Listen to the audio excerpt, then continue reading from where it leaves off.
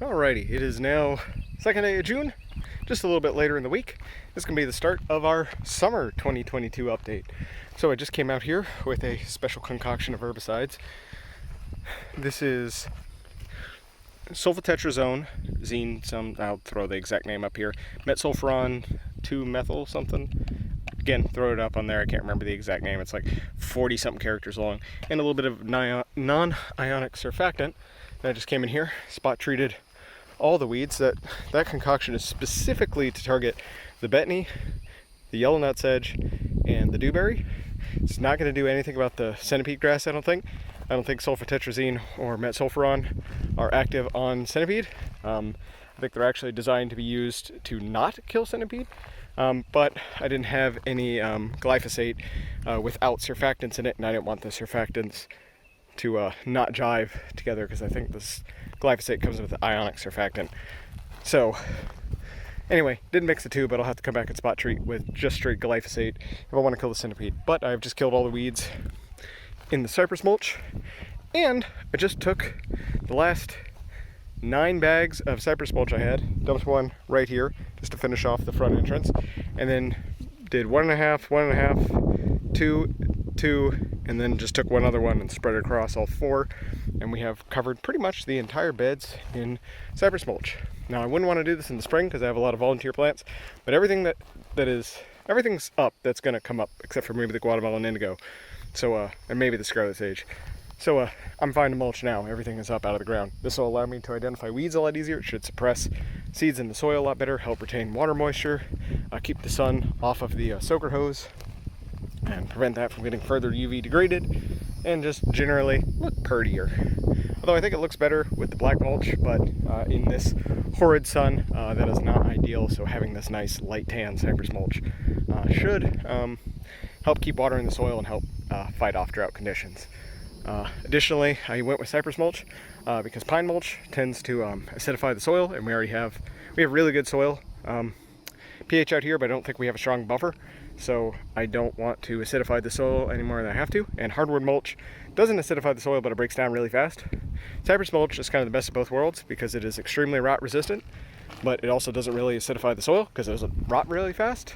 But it will suck nutrients out of the soil. However, it is rot resistant, so it kind of mitigates that. You know, hardwood soil will just suck all the nitrogen out of the soil because all the bacteria and other microbes are actively breaking down the hardwood mulch, and they need that nitrogen too, and they will just suck it right out of the ground and use that to break down the mulch. So if you use something that doesn't break down very fast, it doesn't suck as much of the nitrogen out. Additionally, you could just compensate by adding more nitrogen, but that's a whole nother calculation. So anywho, everything is doing good since last week. Penstemon and the Gar are pretty much mostly alive. I think I lost a couple to Gara. My butterfly weeds appear to be croaking, but Eleanor's seem to be doing just fine. They look to be 2 different varieties. I think mine is some kind of cultivated variety. It doesn't have any hair on it, whereas hers look exactly like they're supposed to. Nice and hairy, kind of stubby, a little bit wrinkly, leathery leaves with, a nice pale sheen of hair underneath. And along the stem, mine look like incarnata or something like that, but anywho, we'll just ignore those for now. And yeah, that's the current status of it. Nothing else more to say. We'll come back around a couple more times as things take off, but at the moment, the yarrow's in full bloom. Hairy leaf cup is just starting to go on the downtick. Gardia is doing its thing. Cannas are finishing up. The Golden Coreopsis should be dead here in a couple of weeks. Black-eyed Susan is just like the hairy leaf cup, right on the downtick, but still near the top. And all the fall plants should come out in full force in fall. And also the American Wild Carrot is pretty much done. And that's the lay of the land. Alrighty, here she is, August 2nd. Lots of plants are doing good, lots of plants are not doing as good, and most of the stuff that I filled in the gaps with didn't do much. Have butterfly weed this year. Well, not butterfly weed, swamp milkweed. Sucopod's doing great. Hairy leaf cup's just finishing up. Frostweed's doing great.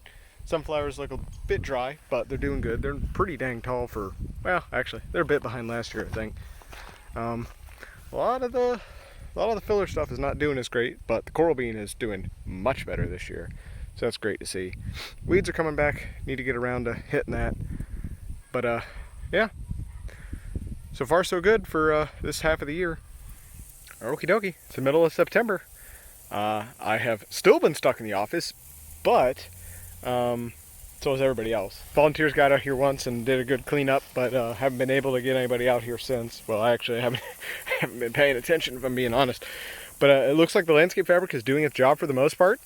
You know, stuff is poking its way through and all that, but it's keeping most of it down. You can definitely tell where the landscape fabric stops.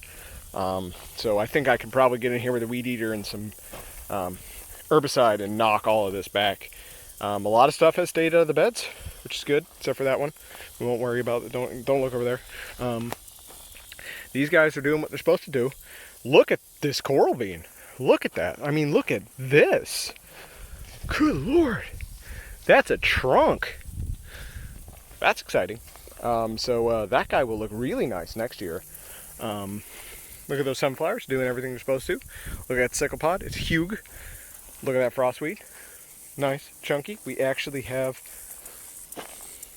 milkweeds with flowers. I don't think, it's been a terrible year for monarchs, so I don't think we have any monarchs on here yet. But they could be coming through here shortly. Let me see. Indian grass is doing really good compared to last year. I don't know if any of these milkweeds survived in here, but this goldenrod is definitely doing something. Let me see. No, milkweeds must have got buried. Knew I should have pulled all, left only one chunk of sickle pod. Cannas are doing great. They're starting to spread apparently, because they're over here now. So that's interesting. But, you know, might as well just let them fill up. I think I went a little overboard with the diversity on the front end, but, you know, that's what you gotta do to figure out what's gonna work.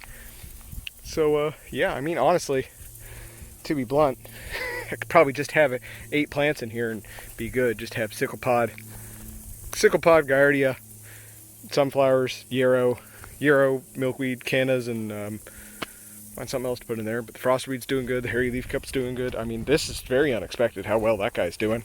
The indigo, the Guatemalan indigo never came up, which is obscene, but the Carolina indigo is actually doing really well. So look at that. That's unexpected how poor it did last year, but it has come back with a vengeance. Oh, this stuff actually has thorns on it. I never knew that. Yeah. So that's pretty cool. I actually might even have 2 plants there. Let's look at the backside. Yeah, there's the hairy leaf cup. I don't think, yeah, Joe Pye never came back. I didn't really expect it to. Have a little bit of camphor weed in there. That's a hairy leaf cup that's blooming though.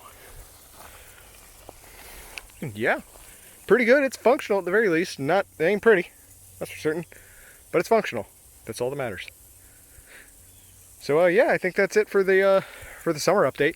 If you like what I'm doing here, like the video, comment, tell me what I can fill in here to replace stuff, how I can help make this a little bit more self-sustaining without putting fabric in here or any more mulch. And if you want to see the rest of the updates, smash the subscribe button. Until next time, time out.